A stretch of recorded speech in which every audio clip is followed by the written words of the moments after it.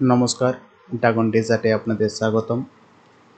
তো আজকে আমি ভিডিওতে দেখাবো যে সমস্ত দর্শক বন্ধুদের এখনও গাছে ফুল আসেনি, তো তাদেরকে আমি বলবো যে আর একটু অপেক্ষা করুন। তো আমার এই গাছটি দেখতেই পাচ্ছেন, এই গাছটার বয়স প্রায় 3 বছর। আগের বছর অত্যন্ত ফুল ফল এসেছিল, প্রচুর পরিমাণে ফল আমি এই গাছ থেকে সংগ্রহ করি। সম্ভবত আগের বছর আমার মে মাসের সেকেন্ড সপ্তাহের দিকে ফুলটা এসেছিল এবং সেখান থেকে আমি 2 থেকে 3 বার স্টেপে স্টেপে ফুল আসে এবং ভালোই ফল পাই। ফলের সাইজও প্রায় 300 গ্রামের উপর হয়েছিল প্রথম বছর। তো দেখুন, আগের বছর যেহেতু আমার কাছে ফুল এসেছিল, তো এবছর এখনও পর্যন্ত ফুল আসেনি। তো আপনাদেরও একটু ধৈর্য ধরতে হবে, ফুলের জন্য একটু ওয়েট করুন। এটা ফুলের সিজন এখনও শেষ হয়ে যায়নি, এই সবে শুরু। তো মোটামুটি এই গাছে আজকে আমি অল্প পরিমাণে খাবারও দিয়ে দিচ্ছি আজকের দিনে।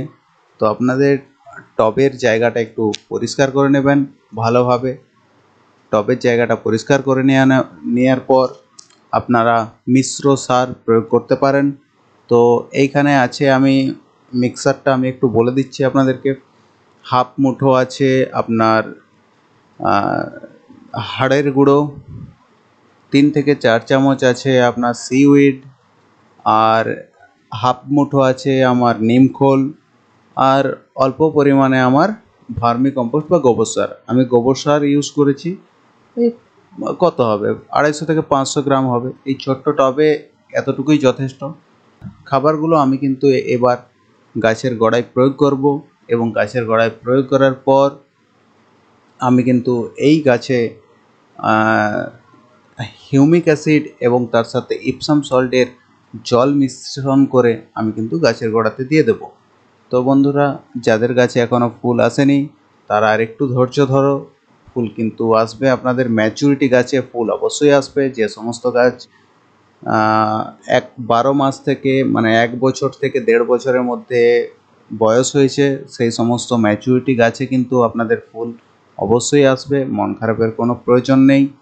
তো আমি কিন্তু এইভাবে খাবারটি প্রয়োগ করে দিলাম। এরপর বিকেলবেলা আমি মাইক্রোনিউট্রিয়েন্টস অ্যাগ্রোমিন গোল্ড আমি 1 লিটার জলে 1 ml গুলে স্প্রে করে দেবো। বাস, আপনারা একটু ধৈর্য ধরুন, আপনাদের কাছে ফুল চলে আসবে। ধন্যবাদ।